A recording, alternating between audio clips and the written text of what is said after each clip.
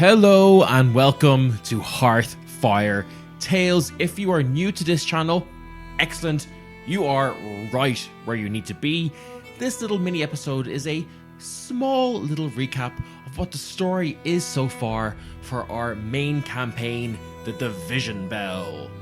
If you're looking for some shorter stories that are not our long-running campaign, check out Whispering Ashes if horror is your taste, or check out Midwinter Tale for some heartwarming fun.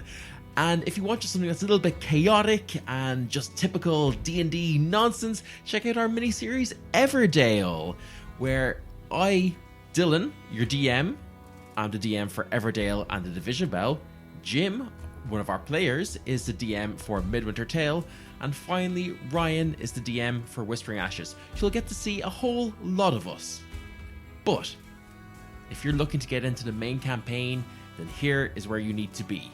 For you see, this is Lethwan, the land of might, magic, and metal! Or as some people have rightfully pointed out, the land of might, magic, and music. For you see, a lot of this world, its characters, and even some of the storylines have been inspired by the music that we all love to listen to. So, let's talk about bands, shall we? Because you see, bands of adventurers are popping up here, there, everywhere, all across Lethwan. And for good reason. For you see, it's more than just bands that are appearing. More and more strange monsters and twisted aberrations and monstrosities are beginning to appear in the land. This isn't your standard Forgotten Realms game, because in Lethwan, monsters are only coming into existence. They're created by the influence of extraplanar energy seeping into the material plane, causing mutations and evolutions to the beasts and people of the lands of Lethwan. We have seen the creation of twisted chimeras in all shapes and forms, some that make more sense than others. The birth of Sahaugen and Merfolk, or as they're affectionately called in the world, Mr. Fishters. We have seen the creation of mind flayers in the form of edgy teenagers who wear too much black and purple and jump around like a frog in a pond because my players just hate me. These monsters in the past were handled by the Hoots Force, Lethwan's mightiest hero, formed by the mightiest hero of all, the Hootsman, ruler of all of Lethwan, after he single-handedly united the land, stopping 20 years of civil war. But now, as more and more of these monsters emerge, and the Hoots Force spend more and more time just patrolling highways, protecting merchants and businesses, it is up to bands of adventurers to rise up and save the day. And one day, hopefully, becoming big enough for bards to sing songs of their exploits and be invited to Valle Ga, where they can join other Hoots Force members in entertaining the masses with big pro wrestling style exhibition matches in the capital city. But our story is not yet in Valle Ga. Our story begins with Sid, a young punk rock ranger from the commune of librarians known as Town. Sid has chosen to write his thesis on these new strange monsters, and has set out with his mutant rat companion Fink to document all of the new life forms across the land. And it's definitely not just a Pokemon reference, we swear. Early on, he meets Khan, a veteran ex-paladin, and together they enter and dominate a battle of the bands, leading them to meet Michaela, a half-orc woman who asked them to join her organization, a shadowy group known as Bulwark. Setting them on their first quest, the band, who can honestly never decide on a name. We've given up. There's been embedded a dozen names at least. This band were sent to Stone's Reach, a town that was going through some troubles. On the way, they found a small fishing village that had somehow, through the interference of Sid's rival Axel, been transformed into a village full of fish monsters. Remember the Mr. Fishers? Yeah, these guys. Our band saved who they could, put down the rest, and they moved on. But before they could get far, they were met by the Hoots Force themselves, who were en route to investigate this town. The Hoots Force then proceeded to wipe the memories of our band, and subsequently burn down the entire village, removing any evidence of these monsters or the village itself. After arriving in Stone's Reach, they set off to find Stormzy the Druid, blissfully unaware of everything that had happened prior. Stormzy turned out to also be a scholar from town and helped him. Stormzy happened to also be a scholar from town, and there they helped him perform a ritual to close a rift to the elemental planes that was leaking energy and pure magic into the material plane.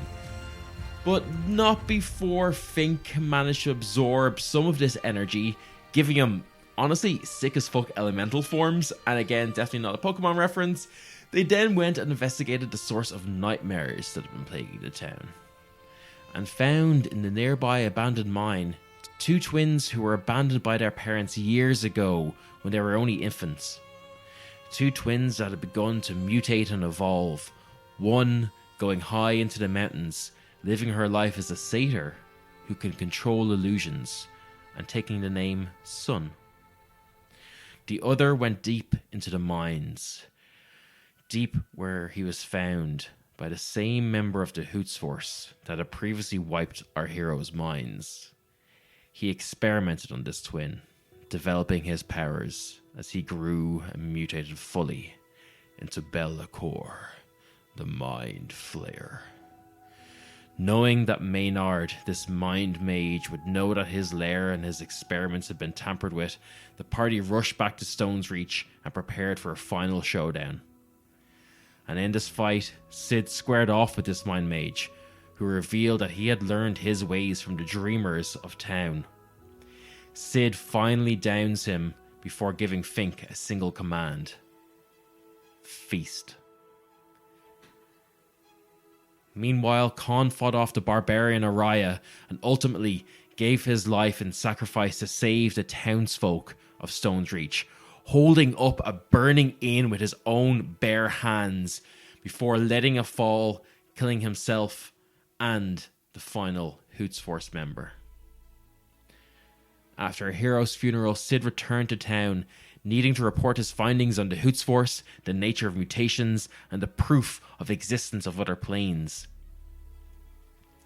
After 6 months of study and preparation, Sid was granted an audience with not only the elders of town, these venerable keepers of knowledge, but also an audience with town's secret guardian, a sphinx named Rykara.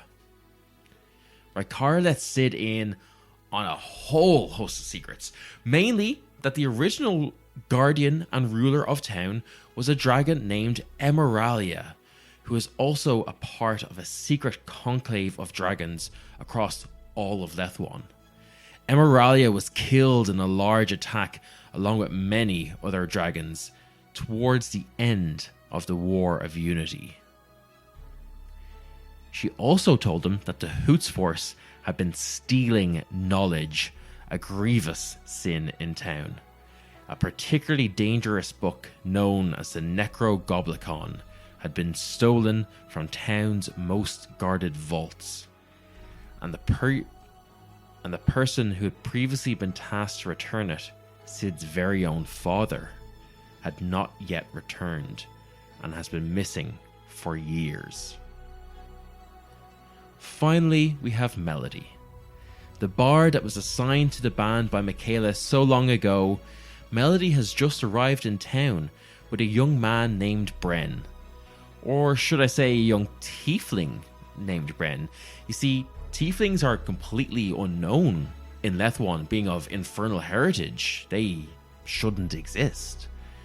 So Bren has been hiding away in secret, going out only with the help of his Ring of the Skies, and has now been tasked by Michaela to join Melody and Sid as they go back to his hometown, the capital city of Azumakia, and take part in one more Battle of the Bands so that they can get closer and spy on the Hoots Force. And that is where we are now. So you're all up to date. Enjoy the rest of the podcast. Get stuck in. Don't forget to leave ratings and reviews. Thank you so much for listening. Check out all of our links in the show descriptions. And until then, stay dangerous.